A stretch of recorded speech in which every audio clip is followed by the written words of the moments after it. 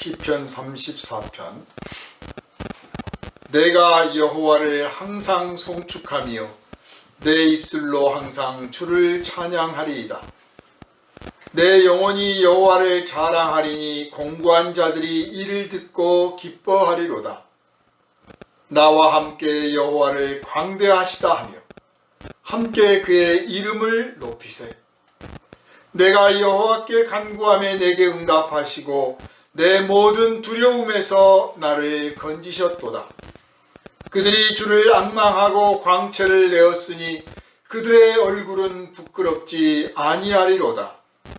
이 권고한 자가 부르짖음에 여호와께서 들으시고 그의 모든 환난에서 구원하셨도다. 여호와의 천사가 주를 경외하는 자를 둘러 진치고 그들을 건지시는도다. 너희는 여호와의 선하심을 맛보아 알지어다. 그에게 피하는 자는 복이 있도다. 너희 성도들아 여호와를 경외하라. 그를 경외하는 자에게는 부족함이 없도다. 젊은 사자는 궁핍하여 줄일지라도 여호와를 찾는 자는 모든 좋은 것에 부족함이 없으리로다. 너희 자녀들아 와서 내 말을 들으라. 내가 여호와를 경외하는 법을 너희에게 가르치리로다. 생명을 사모하고 연수를 사랑하여 복받기를 원하는 사람이 누구뇨? 내 혀를 악에서 금하며 내 입술을 거짓말에서 금할지어다. 악을 버리고 선을 행하며 화평을 찾아 따를지어다. 여호와의 눈은 의인을 향하시고 그의 귀는 그들의 부르짖음에 기울이시는도다. 여호와의 얼굴은 악을 행하는 자를 향하사 그들의 자취를 땅에서 끊으려 하시는도다. 의인이 부르짖음에 여호와께서 들으시고 그들의 모든 환난에서 건지셨도다. 여호와는 마음이 상한 자를 가까이 하시고 중심으로 통회하는 자를 구원하시는도다. 의인은 고난이 많으나 여호와께서 그의 모든 고난에서 건지시는도다. 그의 모든 뼈를 보호하시며 그 중에서 하나도 꺾이지 아니하도다. 악이 악인을 죽일 것이다.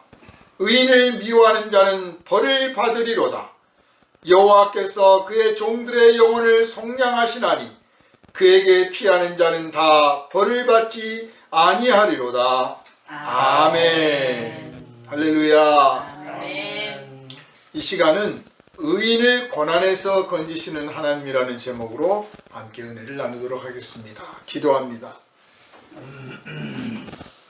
의인을 고난에서 건지시는 하나님, 이런 하나님이 계시기에 믿음의 선진들이 고난을 피하지 아니하고 고난 가운데 뛰어들며 고난 속에서 신앙을 버리지 아니하고 고난 속에서 주님의 뜻에 온전히 순종하여 하나님께 영광 돌기를 소망하였던 것을 우리가 기억합니다.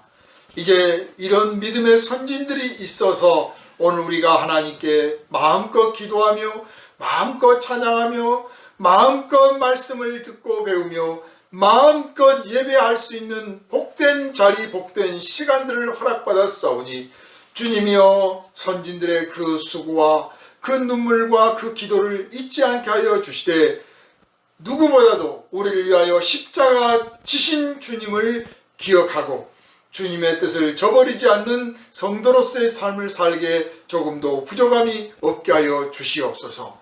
후퇴하지 않게 하시고 물러서지 않게 하시고 오직 전진하게 하여 주시며 주님의 면류관을 향하여 달려나가게 하여 주시옵소서. 우리의 삶의 현장 속에서 타협하지 않게 하시고 지체하지 않게 하시고 게으르지 않게 하시고 오직 주님께서 말씀하신 뜻에 어찌하면 온전히 순종할 것인가 고민하고 근심하고 염려하며 부르짖어 기도하는 성도로서 온전히 주님 앞에 인정받게 하여 주옵소서. 오늘 또 살아계신 주님의 음성 우리가 듣기를 원합니다. 한 말씀 한 말씀 선포되어질 때마다 온전히 이 말씀이 깨달아지며 온전히 이 말씀의 능력이 우리에게 임하시며 온전히 이 말씀이 우리 심령에 새겨져서 우리의 삶에서 이 말씀의 열매가 풍성히 맺어져 하나님께 영광 돌리게 하여 주시옵소서. 우리를 구원하신 예수 그리스도 이름으로 간절히 기도하옵나이다. 아멘. 할렐루야. 아멘. 말 그대로 시편, 시입니다.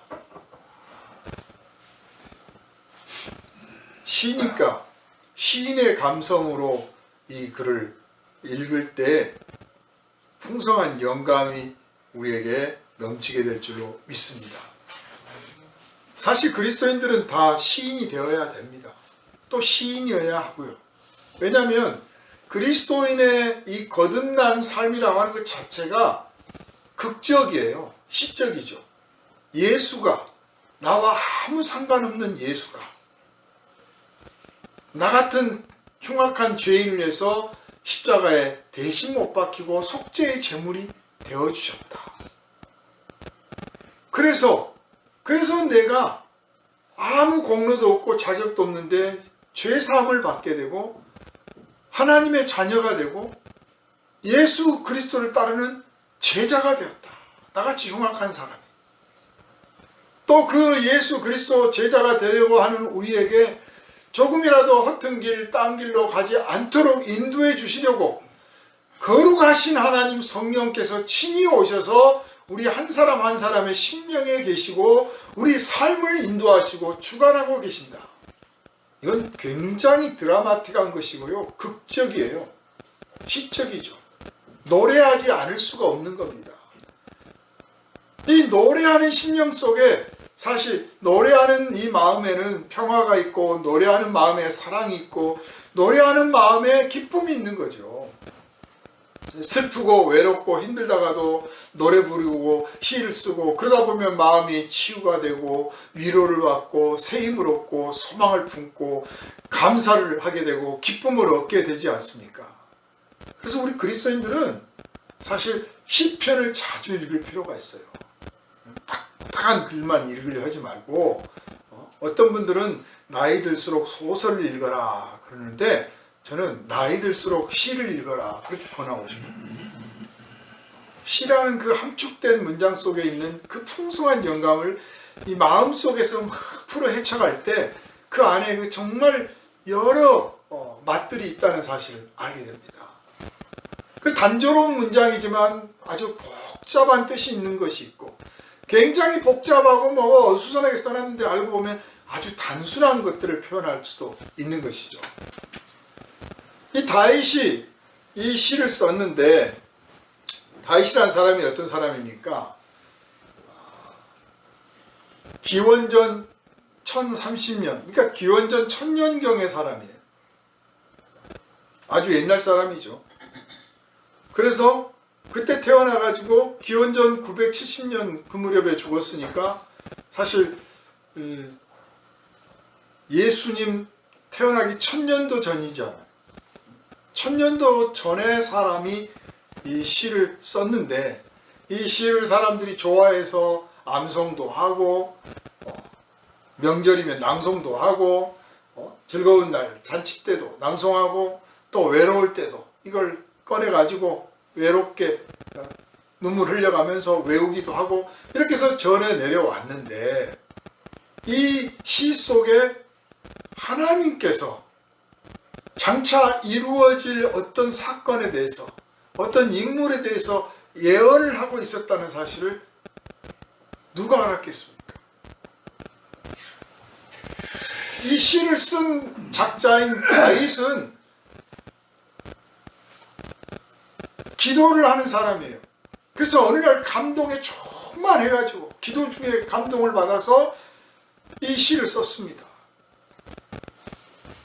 우리가 사람이 시 쓸 때 뭐 서정시, 서경시, 서사시 뭐 여러 종류를 우리가 문학적으로 나누는데 기도하다가 감동을 받아가지고 막 말할 수 없는 어떤 감동의 이끌림을 받아서 이 시를 남긴 거란 말이에요.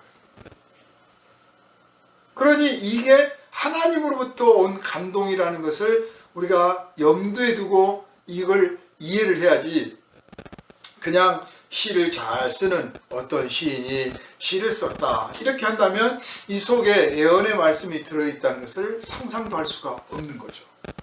그러니까 이 시가 말 그대로 발표된 이래로 1000년이 흘렀는데 그냥 아름다운 시, 심령을 노래하는 시, 인생을 노래하는 시라고만 받아들이고 읽고 구전되어 왔지, 이 속에 하나님께서 뭔가 말씀하고 계신다는 사실은 아무도 몰랐어요.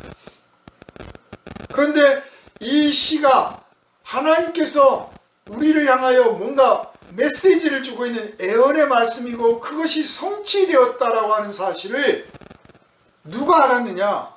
예수님의 제자들이 안 거예요. 어떻게 알았느냐? 예수님과 같이, 알다시피 예수님의 제자들은 동고동락을 했잖아요. 그러다가 느닷없이 예수님께서 붙들려 가서 십자가에 못 박혀 죽으셨어요.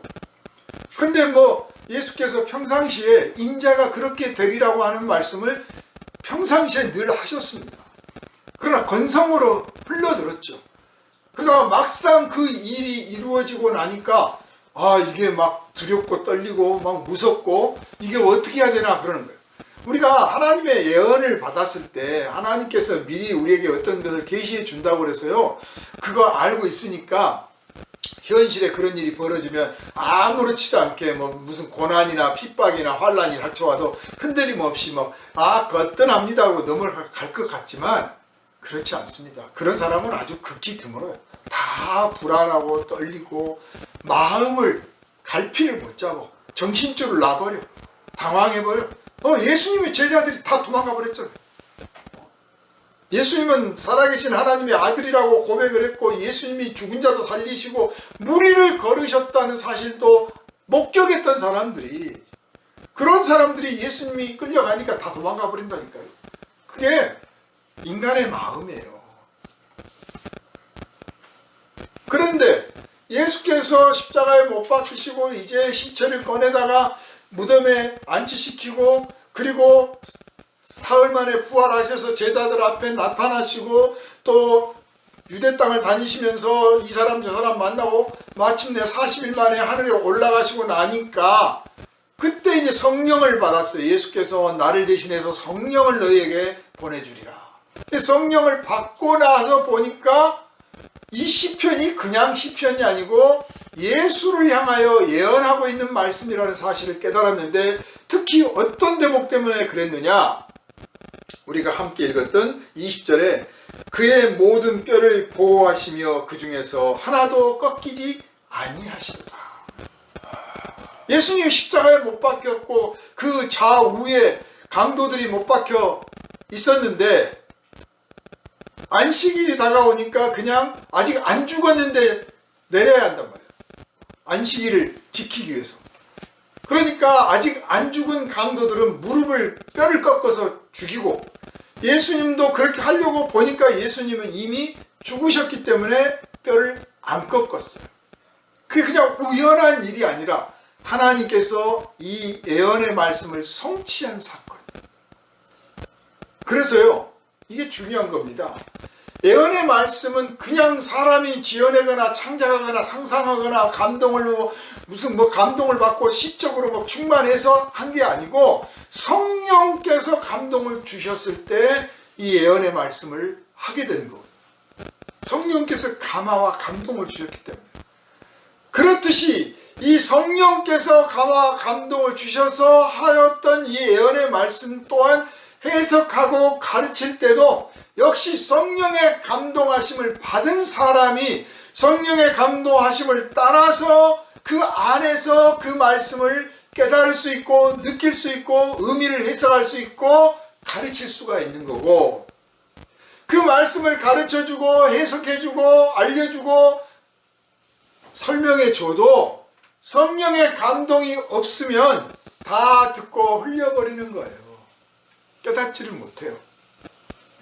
그러니까 이 말씀을 1000년 동안이나 유대인들이 외우고 지켜왔지만 이 말씀이 예수 그리스도가 오셔서 성취하게 될 거라는 사실은 아무도 몰랐어. 왜냐? 그들에게는 성령이 없었기 때문이에요. 성령의 감동이 없었기 때문이에요. 성령의 감동을 하나님께 호소하지도 않고 부르짖지도 않았어요. 그러니까 이상하게 안 느끼는 거예요. 보세요. 1절부터 쭉 보면 여호와를 송축하고 뭐 하나님 믿으니까 행복하고 잘 살고 어려워도 뭐 견딜 수 있고 막 이런 내용으로 쭉 써 있어요. 근데 막 20절 끝머리 가가지고 모든 뼈를 보호하시며, 왜 갑자기 이 말씀이 튀어나왔나? 질문하는 사람도 없었다는 이야기예요. 이 2000년 동안 전해 오는데 어떤 사람이 랍비한테, 선생님, 랍비요, 20절에 그의 모든 뼈를 보호하시며 그 중에서 하나도 꺾이지 아니하시리라 하신 이 말씀이 왜 있습니까? 무슨 뜻입니까? 질문하는 사람이 없는 거예요. 질문을 했다면 그 질문을 받은 랍비는, 하나님, 제가 아무리 연구해도 이 뜻을 모르겠으니 하나님 가르쳐 주십시오 하고 기도를 했을 거예요. 그러면 또 하나님께서 그 기도를 본 채 만채 들은 채 만채 하시겠습니까? 여러분, 우리가 땅끝에서 저 지하 100m 속에서라도 하나님께 진심으로 호소하고 부르짖어 기도하면 하나님께서는 들으시는 분이에요. 응답하시는 분이에요. 근데 그런 사람이 없었던 거죠. 6월절 어린 양의 뼈를 꺾지 말라고 했어요. 이 말씀은 그러니까 이 의인이 6월절 어린 양과 겹쳐져 있는 거죠. 사람이 6월절 어린 양과 겹쳐져 있어. 이게 무슨 뜻일까? 성령이 오셔서 성령이 지혜를 주시고, 성령이 지식을 주시고, 성령이 감동을 주시고, 성령이 우리에게 심령을 열어주셨을 때 비로소 이 말씀이 예수 그리스도를 향하신 말씀이구나. 예수가 와서 이 말씀을 성취하셨구나. 하나님의 예언의 말씀은 1000년 만에 성취가 되기도 하고요, 100년 만에 성취가 되기도 하고, 말씀 떨어지자마자 바로 몇 시간 안에 성취가 되기도 하고, 2000년, 3000년 후에 성취가 되기도 하는 것입니다. 그래서 하나님의 말씀이 성취가 안 됐다, 안 이루어졌다, 그래서 힘이 없는 말씀, 능력이 없는 말씀, 의미가 없는 말씀, 하나님은 약속을 허투루 하신 분, 하나님은 약속하시고도 지키지 못하시는 그런 분이 아니라 아직 때가 이르지 아니하였구나. 하나님의 때가 아직 안 됐기 때문에 그 말씀을 안 이루고 계시구나. 그래서 하나님의 때 걱정하지 말고 내 때를 걱정해야 되는 줄 아시길 바랍니다. 내가 지금 내 인생에서 나는 어느 때를 보내고 있나? 나는 이때에 어떤 일을 해야 될 것인가? 하나님과 관련지어서 어떤 일을 하며, 내 자신과 관련지어서 어떤 일을 하며, 내 사랑하는 가족들을 위해서 나는 또 어떤 일을 해야 되고 무엇을 준비해야 되며, 또 내게 이 짧은 인생 주셨는데 나는 지금 무엇을 누리고 무엇을 기뻐하고 무엇을 자랑할 것인가? 준비해야 될 것도 있고, 써야 될 것도 있고, 누려야 될 것도 있고, 또 얻어야 될 것도 있고, 심어야 될 것도 있으며 거둬야 될 것도 있어. 그래서 자기 때를 아는 사람이 지혜롭다, 이렇게 말씀을 드릴 수가 있습니다. 오늘 34편, 이 시편의 말씀은 사실 그냥 평범한 인생 속에서 하나님을 믿는 사람이 어떤 삶을 누리게 될 것인가, 막 딱딱하게 뭐 신앙을 어떻게 지키느냐 안 지키느냐 뭐 이런 문제가 아니라 신앙인의 삶이란 무엇을 누리는 것인가 하는 것을 지금 설명을 하고 있어요. 1절부터 내가 여호와를 항상 송축하며 내 입술로 항상 주를 찬양하리다. 우리 그리스도인들, 우리 성도들의 삶이란 항상 주를 찬양하고 주의 이름을 송축, 노래 불러 높이는 거예요. 예수를 믿기는 믿는데, 하나님을 믿기는 믿는데 송축이 아니라 투덜거리고 불평하고 원망하고 하나님 어쩌려고 그러세요? 왜 그러십니까? 이런 사람들이 있어요. 인생에 대해서 왜 이따위 인생이냐, 나는 왜 이따위냐, 뭐 이런, 내 주변은 다 왜 이거냐, 이런 식이에요. 그러나 성도는 하나님을 찬양하고 주의 이름을 송축하니까 당연히 내 주변의 것들이 다 아름다워 보여, 다 예뻐 보여, 다 괜찮은 사람이야. 다 쓸모 있는 사람이고 다 가치가 있어. 그래, 너도 이렇게 쓸모가 있고 너도 이렇게 쓸모가 있고 꼭 나한테 이익을 안 주고 나한테 기쁨을 안 주고 내 뜻대로 안 돼도 그래, 네 인성도 아름답고 너도 가치가 있고 너도 쓸만하고 너도 아름다운 부분이 있어. 그리고 다 그냥 너그럽게 볼 수가 있어요. 이게 송축하는 사람, 찬양하는 사람. 제가 아까 노래를 부르면 인생이 기쁘고 위로가 되고 그런다고 그랬잖아요. 하나님을 송축하고 하나님을 찬양하니까 당연히 그 인생에는 기쁨이 있는 거죠. 그래서 사도들이 항상 기뻐하라, 범사에 감사하라, 쉬지 말고 기도하라 이런 말씀하신 게 막 무슨 막 의무사항으로 너희들 기도 죽으라고 해야 돼 막 이런 뜻이 아니라 항상 주의 이름을 송축하고 찬양하고 사니까 저절로 기뻐하고 저절로 감사가 나오는 것이죠. 그래서 인생 잘 되고 싶으면 잘 된 다음에 감사하고 잘 된 다음에 찬양하리라, 내가 이 악물고 있다가 찬양하리라 하지 말고 그냥 눈 뜨면 하나님 감사합니다, 눈 뜨면 주의 이름을 찬양합니다 한번 습관처럼 해보세요. 변화를 시켜보세요. 그러면 일이 술술술술술 솔솔솔솔솔 절절절절 저절로 풀리게 될 줄로 믿습니다. 아멘. 내가 주를 찬양하니까 내 옆에 사람들도 같이 따라서 너는 뭐가 좋아서 그렇게 웃고 다니고 주님을 찬양하냐, 나도 좀 해보자 하는 거 아니겠어요. 누가 주식 사가지고 돈 벌면 그 돈 어떻게 벌었냐고, 무슨 주식 샀냐고 나도 좀 가르쳐달라고 그러잖아요. 주식 사가지고 돈 많이 벌었는데 인상 막 쓰고 다니는 사람 어디 있습니까? 다 웃고 다니지. 그래서 저 사람 주식 사가지고 뭐 삼성전자 사가지고 돈 벌었대, 나도 사야지 이러는 거 아니에요. 우리 성도들이 웃고 다니고 막 기뻐하고 다니고 그러면 아니 너 뭐 주식 샀어? 아니 나 예수 믿었더니 이래, 예수 만나가지고 이래. 아 그래? 그럼 나도 한번 믿어봐야지. 처음에는 시큰둥하고 웃기는 소리 많아 너나 잘하세요 그런다니까요. 그러다가도 문제가 딱 생기면 아 그 친구는 늘 웃고 다녔는데 그 비결을 한번 나도 좀 배워봐야겠다. 그러면 오늘날 성도들이 교회를 떠나요. 새로 들어오는 성도가 적어. 전도도 안 돼. 왜 그러느냐? 우리 성도들이 안 웃어. 돈 벌어야만 웃어. 주식 사야만 웃고, 자식들 무슨 뭐 대학교 스카이 들어가야만 웃어. 하나님을 찬양함으로, 하나님을 기뻐함으로 성도가 되었다는 이 극적인 사실을 생각할 때마다 기뻐서 웃고 다니면 이게 신비한 웃음이에요. 신비한 체험이고 이게 인생에서 경험할 수 있는, 인간관계 속에서 나오는 게 아니에요.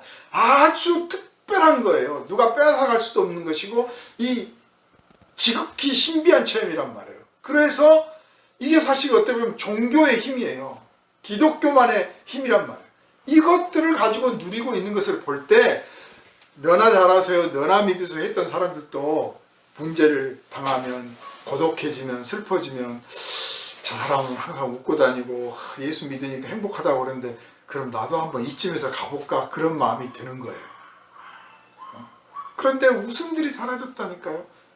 주식 올라야 되고 집값 올라야 되고 월세 올라야 되고 돈 벌어야 되고 뭐 이런 걸로만 옆에서 나한테 이쁘다고 칭찬해주고 뭐 성형수술했는데 잘 돼야 되고 전부 그런 외적인 것들, 천국에 갖고 가지도 못할 것들이 잘 됐을 때만 웃고 다니고 안 그럴 때는 시큰둥하고 듣는 귀는 많아져 가지고 또 설교를 잘하느니 못하느니 그냥 평가하고 있다 보니까 기쁨이 없어. 말할 수 없는 신비스러운 기쁨이 없기 때문에 이웃 사람들이 우리를 동경하지도 않고 부러워하지도 않고 우리를 흠모하지도 않고 존중하지도 않게 됐다는 겁니다. 성도가 기뻐서 주님을 찬양하고 또 찬양하고 기뻐하니까 옆에 하다못해 돌덩어리라도 붙들고 나와 함께 같이 하나님을 찬양하자. 예수님이 이 돌들로도 하나님을 찬양하게 하리라 그러시잖아요. 사람 붙들고 같이 예수님 찬양합시다. 같이 찬양합시다.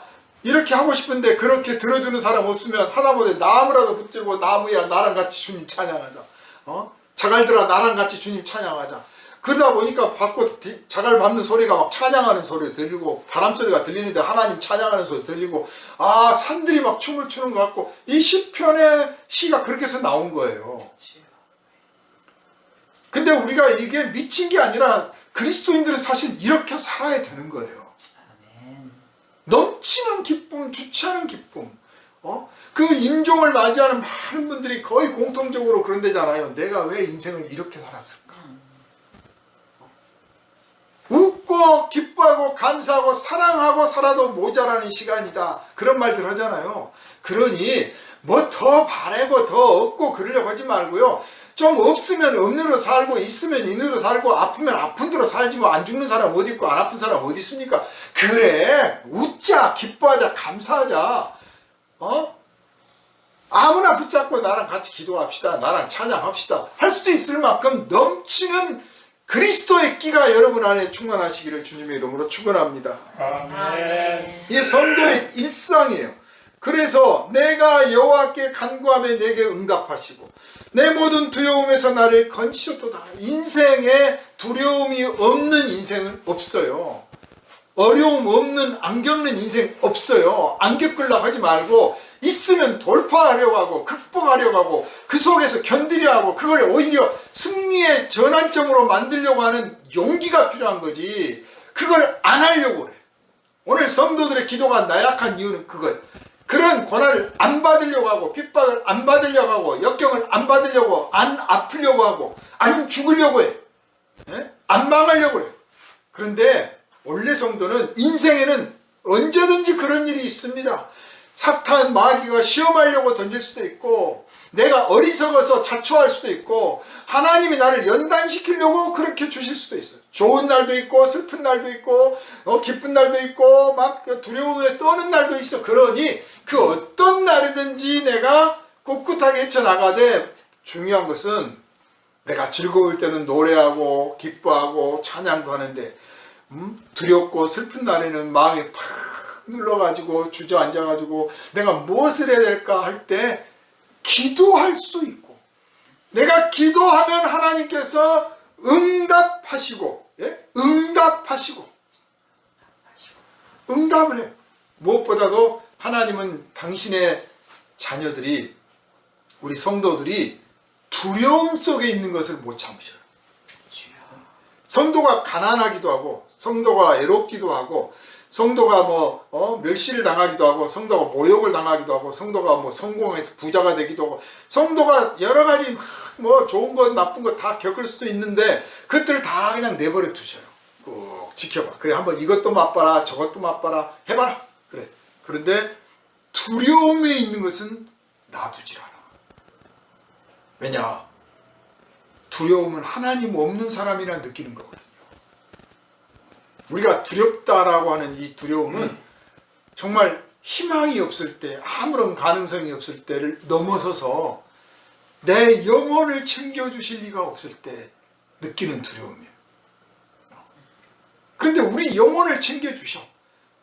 내가 가난해서 굶어 죽을 수도 있고 사고 나서 어느 날 갑자기 죽을 수도 있고 핍박을 받아서 가서 끌려가서 고문당하다가 죽을 수도 있고 내가 무슨 민주화 운동을 하다가 혹은 무엇을 하다가 붙들려 가지고 악형을 당하고 그럴 수도 있는데 내가 아무리 어렵고 힘든 상황에서 내가 정말 모질게 죽을 수밖에 없어도 나는 내 육체는 부들부들 떨지라도 내 영혼은 하나님이 책임져 주시고 건져 주신다. 그러면요 두렵지가 않죠. 벌벌벌 떨면서도 나는 당신한테 굴복하지 않겠습니다. 싸울 용기가 있는 거예요. 그래서 하나님은 성도가 두려움에 빠진 것을 용납치 않아요. 예수님 십자가에 못 박혔을 때 한 인간으로서 봅시다. 그렇게 따랐던 제자들 다 도망가버려. 자기를 에워싼 그 많은 사람들은 전부 한결같이 예수 십자가에 못 박으라고 모진 고문은 당했고 그리고 못 박혀 하나님도 나를 버리셨구나 싶을 정도예요. 그런데 그 와중에서도 예수님이 아버지여 저들을 불쌍히 여겨주십시오. 누구를 용서한다고 하는 것은요 엄청난 이 영혼의 여유가 있을 때 가능한 거예요. 우리가 누구를 용서를 못하는 이유는 내 마음에 여유가 없기 때문이에요. 내가 받기 바빠. 사랑받기 바쁘고 이해받기 바쁘고 그냥 내가 나를 채워달라고만 바쁘다 보니까 여유가 없어. 돌아볼 틈이 없는 거야. 그런데 내가 누구를 용서한다. 내 마음에 여유가 있는 거야. 공간이 있어. 하나님이 들어와 계실 공간이 있어. 그래서 용서를 해요. 예수님이 십자가의 그 고통을 당하면서도 아버지여 저들을 불쌍히 여겨주십시오. 또 어머니 마리아도 챙기고 제자한테 어머니로 모셔라고 그러고 옆에서 붙들려가지고 지금 십자가 못 박혀있는 그 강도 중에 한 사람이 또 뭐라고 떠드니까 또 그걸 또 다 들으시고 오늘 밤 네가 나와 함께 낙원에 있을 거다. 두려워하지 않는 거예요. 두려워하지 않기 때문에 죽음도 이겨내신 줄 믿으시기를 바랍니다. 아멘. 우리 성도들은 다 빼앗겨도 이 용기를 빼앗기지 말아야 돼요. 믿음이 용기냐 아니냐 시험 받을 때가 옵니다.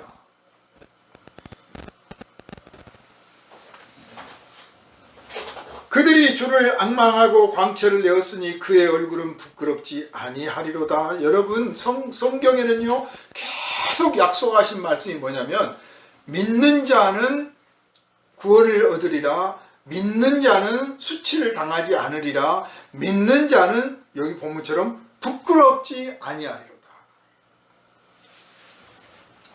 가난해서 뭐 사업에 실패해서 아파서 뭐를 잘못해서 어떤 경우라도 우리는 하늘에서 부끄러움을 당하지 않을 거예요.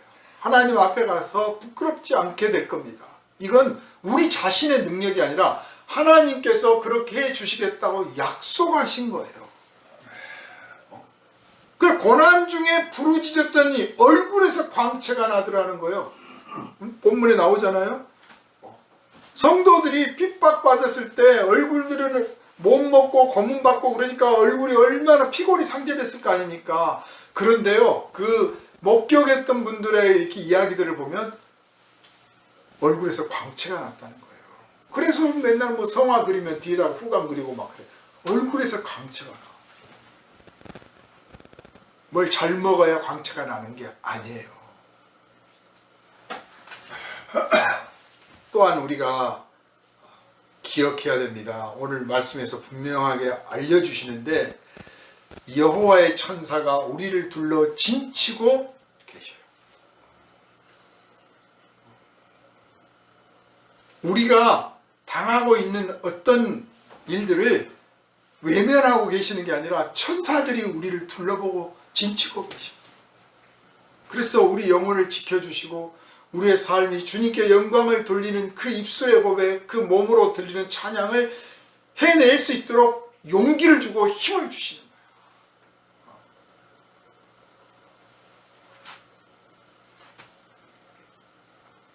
너희는 여호와의 선하심을 맛보아할지어다. 그에게 피하는 자는 복이 있도다. 아무리 어려운 일이 닥쳐도 하나님께 피할 수 있어요. 우리는 피할 때가 있다. 피할 때가. 도망갈 때가 있다 그 말이죠. 이거는요 되게 절망스러운 상황을 만난 분들이 이 말씀을 경험을 해요. 잘 나갈 때는 몰라. 그냥 멋있는 말씀으로 정도 알아요. 그런데 사업에 실패하거나 암에 걸렸거나 막 정말 중내산에 헐다가 주여 어디로 가오리까? 제 영혼은 어디로 갑니까? 그때 하나님이라는 그 이름이, 예수라는 그 이름이 나를 숨겨주는 바위가 되고 날개가 되고 품어주는 그 품이 된다는 것을 딱 느꼈을 때 내가 주님께로 피해야 되겠구나. 거기 가면 나를 보호해 주실 거야. 세상은 나를 버려도 하나님은 나를 안 버리실 거야. 그걸 맛보고 그때부터 이제 입술에서 진짜 찬양이 나오는 거예요. 그 어떤 장로님이 그 성악 전공하신 분인데 젊었을 때부터 아주 막 노래를 정말 잘했어요. 그래서 정말 많은 분들이 그 아름다운 성가를 부를 때마다 감동을 얻었는데 그분이 암에 걸려서 암투병을 하고 나니까 얼굴이 몸이 뚱뚱했었는데 쭉 빠져가지고 못 알아볼 정도가 됐어. 못 알아볼 정도가 됐어요. 그리고 찬양을 불러도 이제 막 우렁찬 소리는 안 나와. 내지도 못해. 그런데 그때는 멋있었다 했는데 지금은 기가 막히다. 저 멀리 배는 나의 시온 성인이 뭐 이렇게 하나님에 대한 노래를 부르는데 이 암투병을 하면서 진짜 절절하게 그 노래 가사 그 가락을 진짜 자기 것으로 삼은 거예요. 체험한 거야. 그러니까 예쁘게 불러서 감동시켜야 하기가 아니라 자신의 신앙 고백이 된 거죠. 그래서 그 신앙 고백을 담고 그냥 조용한 나지막한 목소리로 부르는데 그 가슴에 막 와닿는 거예요. 그리고 본인도 그렇게 말해요. 내가 이제야 이 찬양의 깊이를 압니다. 이제야 이 말씀 뜻을 알았습니다. 성령의 감동을 받은 거죠.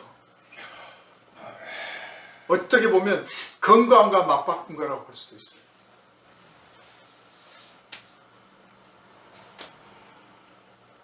하나님을 경외하면요 부족할 게 없어요.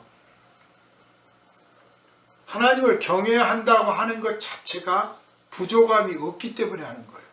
사실 그러잖아요. 우리 주변에 예수 좀 믿으세요, 교회 나오세요. 그러면 먹고 살기 바쁜데 언제 가냐고.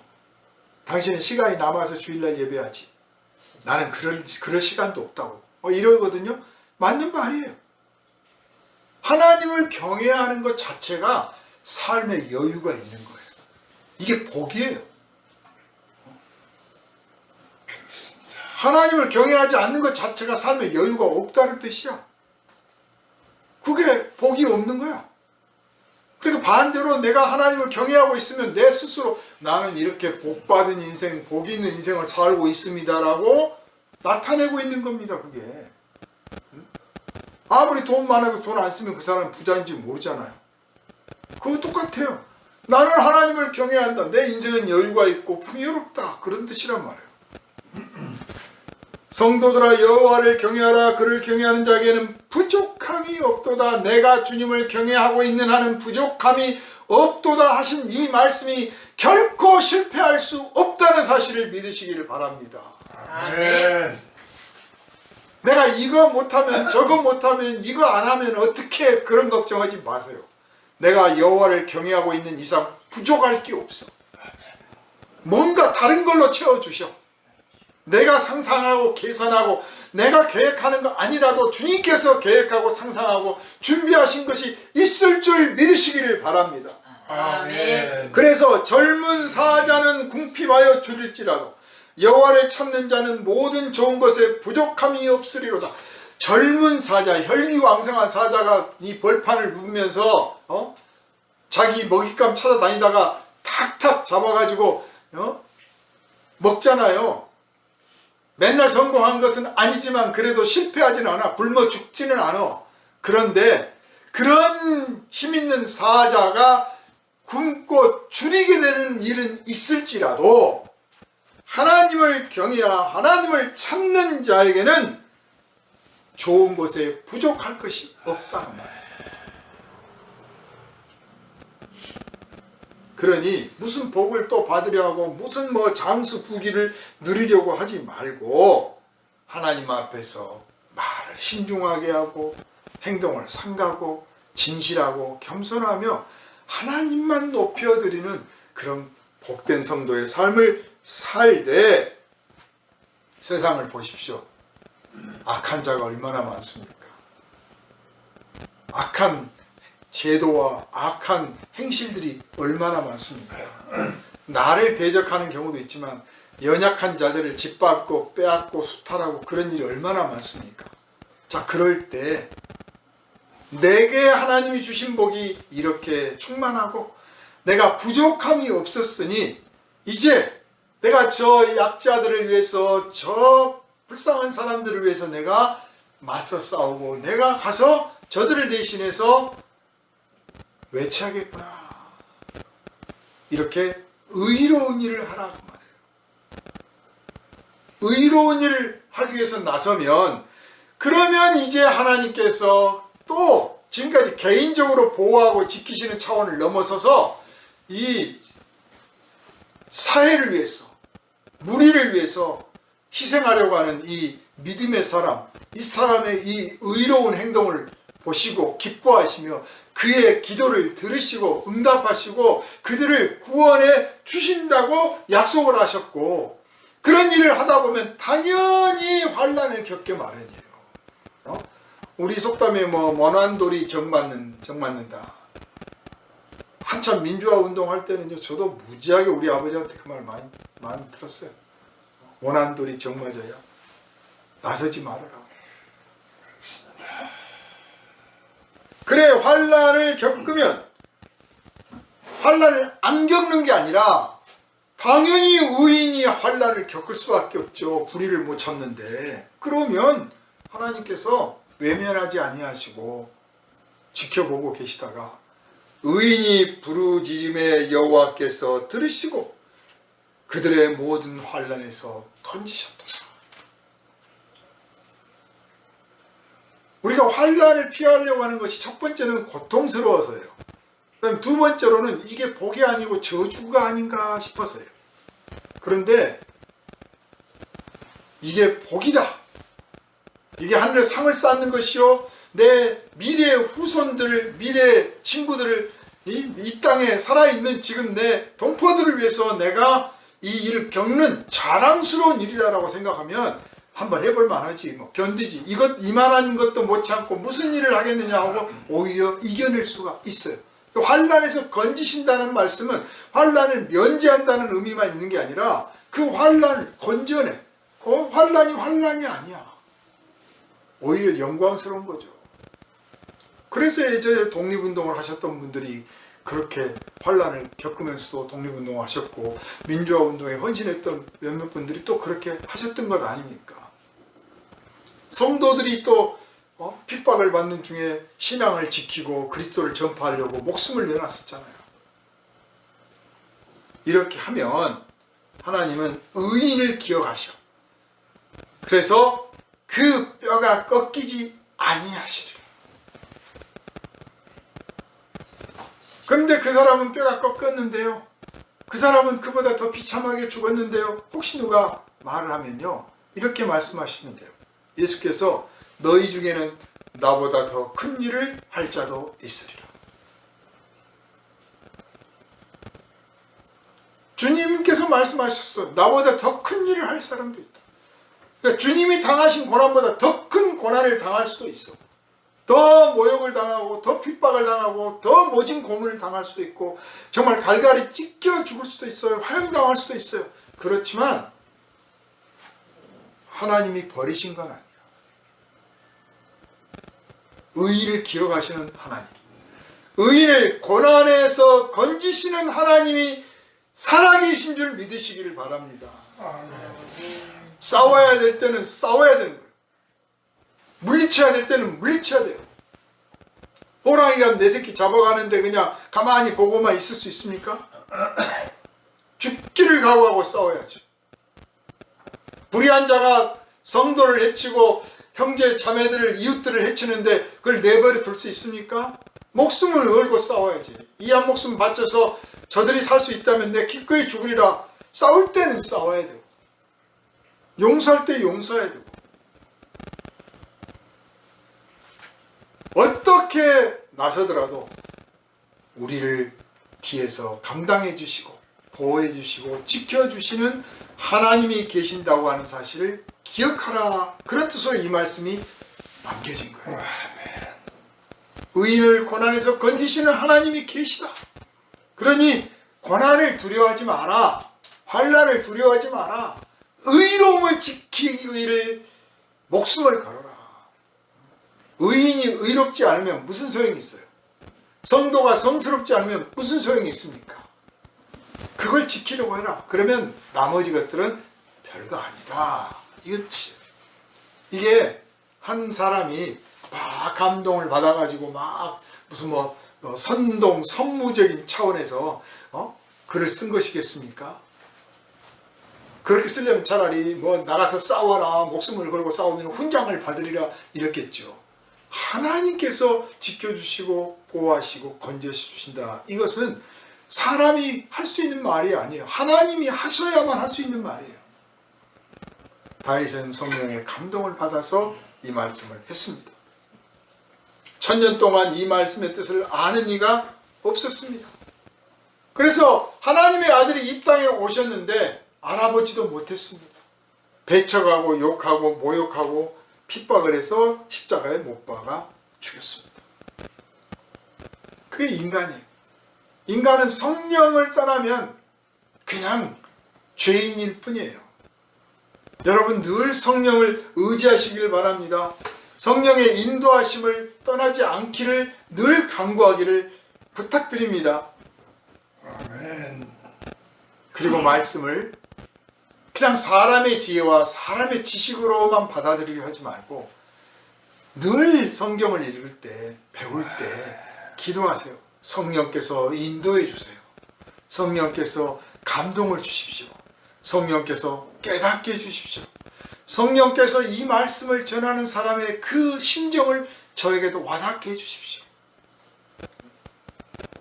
와닿게 해주십시오. 세상에는요, 진짜 불행과 가짜 불행이 있어요. 제 생각에는. 진짜 불행은 말 그대로 진짜 불행이에요. 가짜 불행은 말 그대로 가짜 불행. 그런데 가짜 불행은 불행하지 않은 걸 불행이라고 하는 것이고, 진짜 불행은 불행한 것을 불행이라고 하는 거예요. 많은 분들이 나는 불행하다 그래요. 그럼 되물어 봅니다. 세상에 행복한 사람이 몇 사람이나 될까요? 그 행복하다고 하는 사람이 언제까지 행복할까요? 어쩌면 매일 아침 무슨 카톡으로 뭐 이렇게 보내오는 사람들 뭐 오늘도 행복하세요 행복하세요 그 말은 오늘도 행복 안 하지요 행복 안 하지요 라고 묻고 있는 것 같아요. 행복? 허상을 자꾸 있어요. 오늘 본문을 보면 성도가 지금 잘 나가다가 뭐 기도하면 들어주시고 이렇게 잘 나가다가 무슨 뭐 고난을 받고 환난을 받고 뭐 오죽하면 뼈가 꺾이네 만에까지 갔겠습니까? 이거 가만히 생각하니까 예수 믿으면 환난을 받게 되는 거네. 뭐 전쟁 한번 치러야겠네. 막 이렇게 나가면 괜히 내가 이거 행복하려고 신앙을 가지려고 했는데 행복 못하는 거 아닌가 생각을. 그런데 그게 가짜 불행이에요. 가짜 불행. 행복은 어디서 오느냐? 시편에 이 시인들이 쓴 말들을 정의를 딱 하면요 한마디예요. 내가 주를 가까이 하는 것이 복이라. 내가 하나님을 섬기는 것이 복이라. 하나님을 자기 하나님으로 삼는 백성은 복이 있도다. 하나님 아는 것이 복이요, 하나님 경외하는 것이 복이요, 하나님 찬양하는 것이 복이요, 하나님 섬기는 것이 복이에요. 다른 사람들은 이 복을 몰라. 여유가 없어.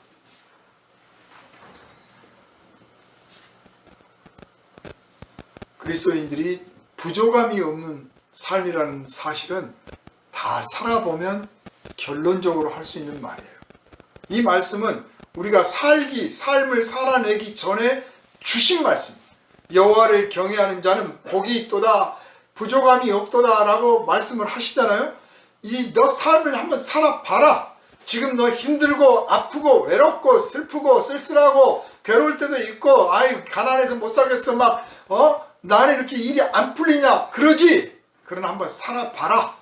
경외하는 마음 믿음 버리지 말고 끝까지 한번 살아봐. 그럼 네가 결론을 그렇게 내릴 거야. 내 삶에 부족함이 없었도다 하게 될 거야. 이 말씀을 미리서 주신 거예요. 이 말씀이 오늘 저와 여러분에게 성령의 감동으로 충만하게 깨달아지고 능력으로 임해서 이 말씀 여러분 것 되기를 주님의 이름으로 축원합니다. 아멘. 무엇보다도 의인을 고난에서 건지시는 하나님이 계시니 불의와 맞서 싸우기를 작정하고 결심하시고 나서기를 주님의 이름으로 부탁을 드립니다. 아멘. 전투를 피하지 마시고 싸움을 피하지 않는 성도가 되시기를 주님의 이름으로 축원합니다. 아멘. 십자가에 못 박힐 때까지 죽음과 맞서 싸우고 죄와 맞서 싸우고 불의와 맞서 싸우는 그리스도의 제자다운 제자 되기를 주님의 이름으로 축원합니다.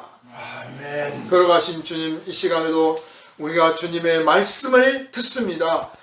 의인의 고난에서 건지시는 하나님을 만났습니다. 하나님, 우리 삶에 부족함이 없고 우리 삶이 복받은 삶이요, 우리 삶의 찬양과 찬송이 끊이지 않는 삶이 되었다는 이 놀라운 사실 앞에 우리가 무엇으로 감사를 드리겠습니까? 이 귀한 은혜, 이 귀한 복을 받았사오니 이제 형제와 이웃을 위해서 불의와 맞서 싸우러 나가는 용사 되게 하여 주시옵소서. 싸워야 할 때 물러서지 아니하고 이겨야 할 때 확실히 이기는 믿음의 용사 되게 하여 주시옵소서. 이 땅에 불의가 가득하고 있습니다. 부정함이 가득하고 있습니다. 사탄의 계계가 넘쳐나고 있습니다. 아버지 하나님, 용기 있게 나가게 하여 주옵소서. 우리를 원하신 예수 그리스도의 이름으로 간절히 기도하옵나이다. 아멘. 할렐루야. 아멘. 150장.